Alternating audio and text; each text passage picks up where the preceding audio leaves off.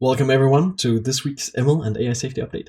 So I don't think we would be an AI newsletter if we didn't cover the past week's Microsoft and Google spout. And we'll use this chance to introduce the concept of race dynamics into the discussion, because this is very, very important to understand the risks we are facing with the sort of scenarios that are happening right now. So first, in the past week, we've seen Microsoft release their new version of Bing with a lot of new features, which are super supported by GPT-4 from OpenAI, which they've acquired a large stake in just recently, along with a multi-year exclusivity deal. And Google, simultaneously, as a response, did a presentation about Bard, their future AI technology, which is going to support Google and the Google functionality, Google Search. And apparently, the Google presentation was very shitty compared to Microsoft's, which was very informative and very well executed in general. And the CEO of Microsoft, Satya Nadella, generally describes this as a new race for the most lucrative digital product, search, along with, of course, a lot of the other offerings. And he's generally very well-rounded on the possibilities of this technology and what it means for the future of work. He might also have talked a bit with Sam Altman and the OpenAI team, because he uses the word alignment in the correct context in several times across interviews. And one interview, for example, was where he said that before we think about safety and alignment, we'll have to talk about the context in which AI is used. The first set of categories in which we should use these models are where humans are undoubtedly in charge. So, for example, in search and in chatbots and so on. In these cases, so Satya Nadella is really focusing on having a human in the loop here in the beginning, and then figuring out alignment from there. And this seems like a good idea, but we definitely want to have a larger priority on safety than seems to be the case right now. Especially since Google has invested more than $300 million in the AI safety research organization Anthropic, sort of pushing their incentives as well towards profit generation. And Google, of course, already has DeepMind under its wing. And as mentioned, Microsoft has invested in the exclusive deals with OpenAI. And since this is directly called a race, we cannot escape what is called these AI race dynamics I was talking about in the literature. So these are some of the highest risk scenarios of AI development, where a race between different companies or different states and so on makes development much, much faster, while safety concerns are reduced significantly. And in the book, The Singularity Hypothesis, AI development is described as sort of a winner-takes-all game. So you are very much incentivized in these races to be the first to develop AGI, basically because you can have it self-improve and provide a lot of solutions to take over the whole market immediately. And this incentivizes a small group of people, such as Microsoft, to get to the finish line first, and is inherently very dangerous because of this speed safety trade-off that you're making. And David Leslie of the Turing Institute appeared on Bloomberg, also addressing this issue that the speed of AI development right now is sort of disregarding some of the ethical issues that might arise. Of course, we're concerned about the longer-term risks as well during the next 10 to 20 years, while he also talks about bias and so on. Very important issues. And Luciano Floridi, who we also covered a bit of last time, he marks the risk of AI as sort of taking the opportunities too far. So there is a figure in the newsletter that you can check out as well. But it's taking several aspects of the possibilities of AI too far, taking it out of humanity's control.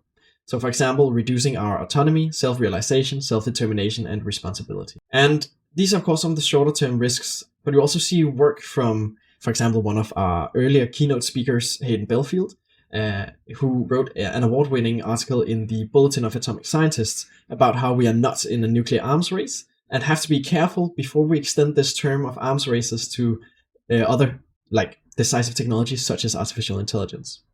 And in an article which dives much deeper into this from Hayden Belfield himself, he also looks at some of the causes for why the atomic race became a thing, which it seems to have only brought forth the development of fission armaments earlier, without necessarily, being in reality a good strategic decision. He identifies three main takeaways to avoid making the same race dynamics in the future. So the first is making sure that you're actually in a race. Don't develop artificial general intelligence without due process, without making sure that this is not a race and you can actually collaborate with the others on making it safe. And the second is be careful about secrecy. So the Japanese, for example, they pursued bioweapons development in Second World War because they assumed that the Western world had worked quite a bit on that, because they mentioned that they didn't want any of it. And they thought this was an arms race. And additionally, the secrecy during the Cold War made the missile gap a thing from the RAND Corporation, which was basically the idea that there was a giant gap between the US and Soviet missile capabilities, which was just literally not the case. So this secrecy is very dangerous for AI development. And nearly most important, it was of course the scientists that made the atomic bombs happen. So the Szilard-Einstein letter to Truman made the whole Manhattan Project happen. And as scientists, we have a lot of power, and we should probably avoid using it on things which might destroy humanity. So all in all, race dynamics are incredibly dangerous and something that we have to be aware of as we think about these things, and something that has become significantly more relevant as Microsoft and Google are literally suiting up for a race, though in the search space, so hopefully not in the AI space. And maybe they'll be conscious of that as well. So another great reason to, of course, join our Scale Oversight Hackathon this weekend, where you can experiment with ways that we can sort of scale the oversight and Satya Nadella's human in the loop principles within larger models as well. So we make sure that we also stay in control. And that's happening in just a few hours, or you can just join on Saturday or Sunday for a few hours as well and submit a project for a chance to win. And now, after focusing a bit on these race dynamics, we are also going to dive a little bit into a couple of different technical research, which has happened this past week. So first of all, Chugtai, Chan, and Nanda, they explore the universality hypothesis of circuits in neural networks.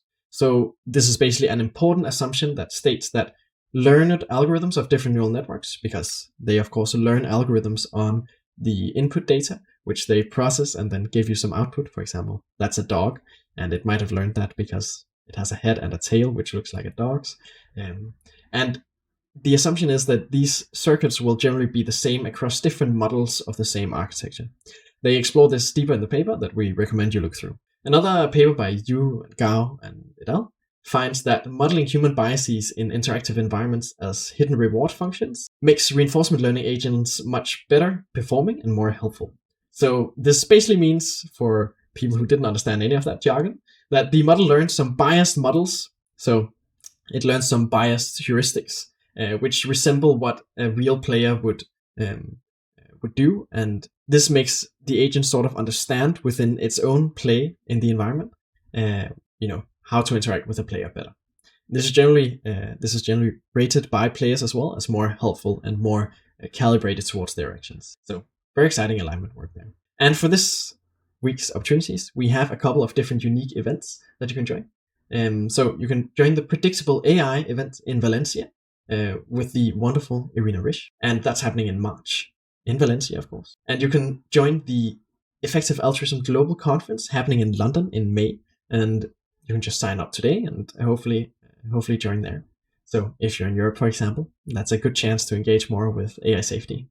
And of course, you can join our hackathon later today. Anyways, thank you for coming along in this week's ML and AI safety update, and I will see you next week.